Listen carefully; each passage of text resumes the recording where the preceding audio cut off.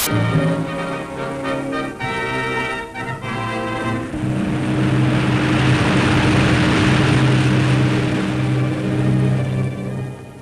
the atomic bomb exploding at Nagasaki.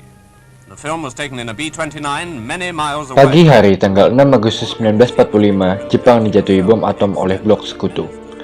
Beberapa hari kemudian, tanggal 15 Agustus, di tanah air, Jepang menyerah tanpa syarat. Terjadi vacuum of power atau kekosongan kekuasaan, sebab sekutu yang mengalahkan Jepang tidak melakukan penaklukan atas Indonesia. Maka dari itu, masyarakat Indonesia pun mendesak para tokoh untuk cepat-cepat memproklamasikan kemerdekaan Indonesia. Kini, 74 tahun kemudian, peristiwa proklamasi tak hanya sebuah peristiwa semata. Maka, yang lebih penting adalah bagaimana masyarakat Indonesia memaknai peristiwa 17 Agustus 1945. Kami akan mengajak Anda berjalan-jalan mengikuti timeline bagaimana proklamasi bisa menjadi tolak balik dan menjadi kejadian yang sangat-sangat penting bagi kemerdekaan Indonesia. Mulai dari sini, yaitu Museum Perumusan Proklamasi di Jakarta.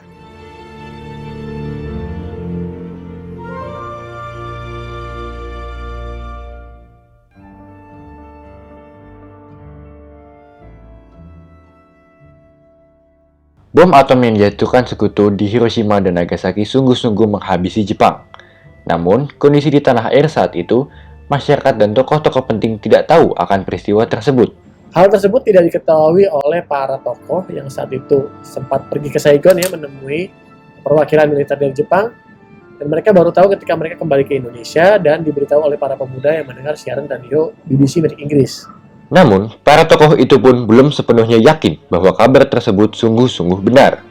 Meskipun begitu, para pemuda yang tidak sabar antara lain Sukarni, Wikana, dan Hairul Saleh menculik Soekarno dan Hatta beserta Ibu Fatmawati dan Guntur. Peristiwa inilah yang kita ketahui dengan peristiwa penculikan Rengas Dengklok. Namun, di sana tidak membuahkan hasil. Maka kemudian Ahmad Subarjo menjemput Soekarno dan Hatta untuk ke Jakarta dengan janji bahwa proklamasi akan dilaksanakan pada keesokan harinya. Mereka dibawa ke rumah kediaman Laksamana Maeda di Menteng. Pada tanggal 16 Agustus 1945, pada pukul 10, Bung Hatta, Bung Karno, dan Ahmad Subarjo tiba di rumah Laksamana Maeda. Maeda pun memberitahukan pada rombongan yang baru pulang dari Rengas Dengklok bahwa ada pesan Gunseikan dari pemerintah militer Jepang. Mereka pun langsung berangkat ke Gunseikan. Di sana, Mayor Jenderal Nishimura memberitahu bahwa pihak Jepang tidak akan membantu Indonesia dalam memberikan kemerdekaan mereka. Sehingga rombongan tersebut kembali ke rumah Maeda pada pukul 2.30 dan memulai perumusan tanpa Laksamana Maeda. Pada tanggal 17 Agustus 1945, tiga tokoh utama Indonesia, yaitu Insinyur Soekarno, Muhammad Hatta, dan Ahmad Subarjo, berkumpul di meja panjang ini untuk merumuskan naskah proklamasi. Dialog pertama yang dikeluarkan yaitu "Kami Bangsa Indonesia". Kalimat selanjutnya dilanjutkan oleh Muhammad Hatta mengenai kemerdekaan Indonesia. Sebenarnya kita sudah punya naskah proklamasi yang tercantum dalam pembukaan Undang-Undang Dasar 1945 yang berbunyi, maka rakyat Indonesia dengan ini menyatakan kemerdekaannya. Hanya saja memang pada saat malam genting itu tidak ada orang satupun, baik dari golongan tua atau golongan muda, yang membawa naskah tersebut yang panjangnya kurang lebih 5 paragraf. Setelah naskah yang baru itu jadi, lalu dibawa ke hall untuk dibacakan kepada semua orang yang sudah hadir di sana. Setelah itu, naskah tersebut diketik. Proses pengetikan naskah tidak semudah apa yang kita ketahui. Salah satu tokoh dari golongan muda yang berperan penting dalam proses pengetikan adalah Sukarni. Sukarni sendiri punya peranan lain, bahwa ketika proses pengetikan naskah proklamasi di rumah Maeda tidak tersedia mesin ketik yang menggunakan huruf Latin. Sebagai seorang Jepang, sangat wajar kalau Maeda hanya memiliki mesin ketik yang menggunakan aksara Jepang. Di tengah situasi yang rumit ini, kemudian Sukarni bersama Nishijima, asisten dari Maeda, meminjam mesin ketik ke atase militer laut Jerman. Dan ternyata, perwira angkatan laut tersebut merupakan tentara Nazi Jerman. Maka dapat dikatakan bahwa ternyata Nazi juga punya peranan dalam kemerdekaan Indonesia, walaupun sangat sepele.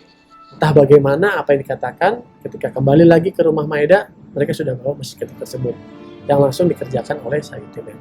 Setelah diketik, Soekarno dan Hatta kemudian menandatangani naskah itu di atas sebuah piano yang terletak di ruang tengah, dan proses perumusan naskah selesai sampai di situ. Selanjutnya, kita berlanjut ke tempat ini, yaitu Tugu Proklamasi di Jakarta.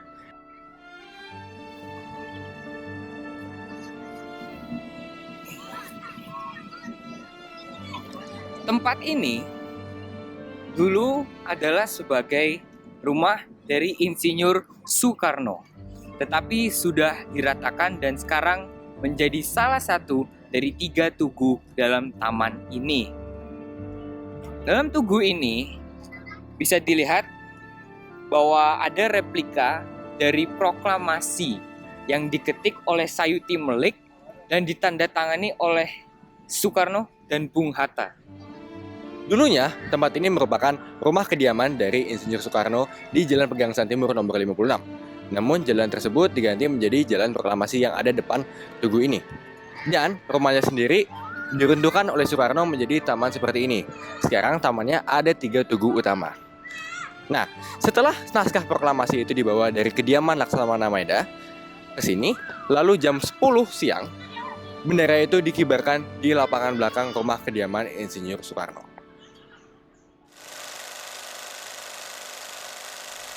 Proklamasi. Kami, bangsa Indonesia, dengan ini menyatakan kemerdekaan Indonesia. Hal-hal yang mengenai pemindahan kekuasaan dan lain-lain diselenggarakan dengan cara saksama dan dalam tempo yang sesingkat-singkatnya. Jakarta, 17 Agustus 1945, atas nama bangsa Indonesia, Soekarno, Hatta.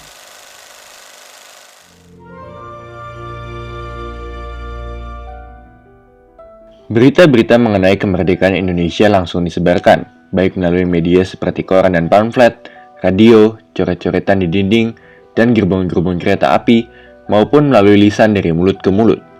Hal ini tidak hanya dilakukan oleh tokoh-tokoh BPUPKI dan PPKI, tapi oleh setiap lapisan masyarakat di negeri ini, terutama kalangan muda. Tak lama setelah kabar kemerdekaan sampai ke internasional, beberapa negara mulai mengakui kemerdekaan Indonesia. Ada beberapa negara yang langsung kemudian memberikan pernyataan mendukung kemerdekaan Indonesia. Di antaranya India, Mesir, Palestina, Vatikan, dan beberapa negara lainnya. Hanya saja memang kita sebagai sebuah negara baru lengkap terbentuk besoknya, tanggal 18 Agustus ketika sidang PPKI pertama memilih Soekarno, Muhammad Hatta sebagai presiden dan wakil presiden, serta menentukan bentuk dan dasar negara kita. Namun tidak semua negara setuju akan kemerdekaan Indonesia, salah satunya Belanda. Karena mereka berharap selepas dari pendudukan Jepang, Hindia Belanda akan dikembalikan ke Belanda. Has deteriorated, and a number of British troops who recently landed in Batavia and elsewhere have since been in action. If anyone was inclined to underestimate the trouble here between Dutch and Indonesians, the murder of Brigadier Malaby will certainly have made the gravity of the situation starkly apparent. It looks as if more troops and supplies will be required if order is to be restored, and it's British troops who have to do the job at present. Maka tak lama kemudian Belanda atas nama Nietzsche datang memboncengi sekutu kembali ke Indonesia dengan tujuan ingin merebut kembali wilayah jajahannya. Alhasil terjadi berbagai pertempuran daerah seperti pertempuran Surabaya, peristiwa Bandung Lautan Api, Palagan Ambarawa, pertempuran Medan Area, dan masih banyak lagi. Terjadi juga perundingan-perundingan yang dilakukan beberapa kali, walaupun terbukti lebih merugikan Indonesia.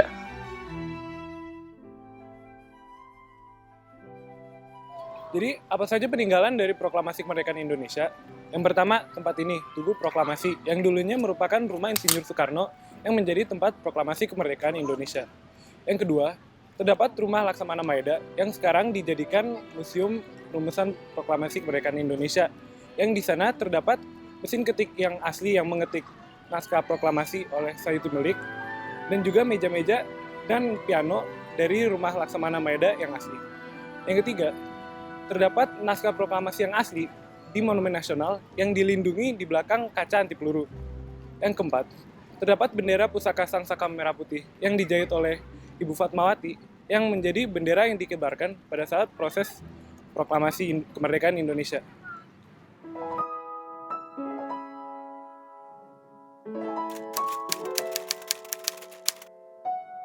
Proklamasi adalah menjadi momentum yang sangat penting bagi bangsa Indonesia setelah perjuangan yang sangat-sangat panjang untuk lepas dari belenggu penjajahan. Jadi kita bersyukur bahwa Soekarno-Hatta dengan dipelopori para pemuda itu mengambil momentum sangat penting itu. Karena kalau itu tidak diambil, kita tidak tahu kapan akan merdeka. Proklamasi 17 Agustus berarti yang pertama-tama adalah terkait dengan adanya kebebasan bangsa Indonesia untuk menentukan arah tujuan hidupnya sendiri. Terlepas dari penjajahan yang waktu itu adalah zaman Belanda, hingga pada akhirnya Indonesia berhak untuk menjalankan negaranya sendiri dengan pemerintahan yang baru dibentuk. Sudah pasti, karena memang proklamasi ini merupakan sebuah hal yang ditunggu-tunggu oleh masyarakat. Kita tidak menantinya secara 3,5 tahun, tidak. Tapi kita sudah menantikannya sejak masa penjajahan dari bangsa-bangsa asing mulai masuk. Perlawanan di Maluku, kemudian Banten, kemudian di Singaparna, dan yang lain itu kan berusaha menuntut untuk kemerdekaan. Nah, ketika terjadi prosesi kemerdekaan, ya tentu saja mereka merayakannya dengan sukacita, menyebarkan berita informasi secepat yang mereka bisa dengan cara manual. Karena memang saat itu sarana komunikasi masih terbatas ya. Nah, para pemuda yang dipimpin oleh para tentara ex-PETA kemudian berusaha melucuti gudang-gudang senjata milik Jepang dalam rangka berusaha mengambil pertahanan untuk mempertahankan kemerdekaan dari serangan bangsa asing yang ingin kembali menancapkan kemerdekaan. Kita bisa lihat berbagai foto-foto yang ada di museum menggambarkan bagaimana kita berusaha ingin lepas dari penjajahan. Tantangannya sangat beda dengan dulu apa yang diperjuangkan oleh para pahlawan kita. Sekarang tantangannya adalah lebih tantangan kemanusiaan dan pluralisme, di mana Indonesia dianugerahi sebegitu banyak anugerah alam yang sangat luas suku bangsa dengan berbagai aneka dialek dan bahasanya. Itu kekayaan yang sangat luar biasa. Tapi bagaimana itu kita jaga menjadi suatu kekayaan, kita tetap hidup rukun, saling menghormati, saling mencintai, dan Indonesia menjadi tanah keberkahan buat semua golongan, agama, dan juga semua budaya makin dilestarikan bahkan ditingkatkan. Itu tantangan dan cara mengisi kemerdekaan di zaman sekarang. Semoga anak-anak muda, meskipun mereka juga harus terbuka terhadap dunia luar, tapi harus pertama-tama mencintai kebudayaan sendiri, kuliner sendiri dengan segala kekayaannya. Antara lain adalah dengan yang paling ringan adalah membuat sesuatu yang berguna bagi sesama manusia dalam wadah negara yang sudah dibentuk, yang sudah diperoleh dengan 17 Agustus, yaitu negara Indonesia. Bagaimana kita dapat membantu sesama warga negara yang lain yang mungkin membutuhkan, sehingga pada akhirnya kita semuanya sama-sama maju dan sama-sama menikmati kemerdekaan yang sudah kita peroleh dengan titik awalnya adalah di 17 Agustus 1945. Tentu saja kita kalau misalkan bicara proklamasi pasti dengan segala hingar-bingar ya. Udah pasti di bulan Agustus ada semacam perayaan lah menyambut proklamasi, kayak perlombaan ataupun yang lain. Tapi perlu kita tangkap maksud dari situ adalah kita berusaha merayakan kemerdekaan. Kemerdekaan ini tidak diraih dengan cara mudah, tapi dengan mengorbankan harta, tenaga, bahkan nyawa. Kita harus menghargai dengan para jasa pahlawan dengan cara kita berusaha membangun negeri kita ini. Ya dengan berbagai cara. Ya kalau misalkan belajar, tentu saja dengan belajar. Untuk pemerintah ya tentu saja dengan membentuk pembangunan, serta generasi muda lain bisa merayakan proklamasi dengan caranya sendiri.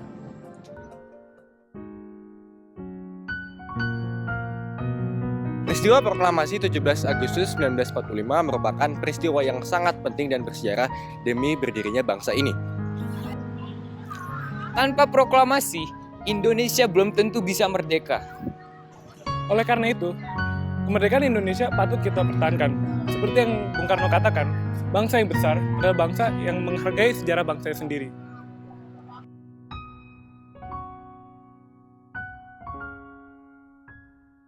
Kami meninggalkan tanah air pada tanggal 1 April yang lalu. Kami menyerahkan keselamatan negara, tanah air, dan bangsa ini kepada seluruh rakyat Indonesia.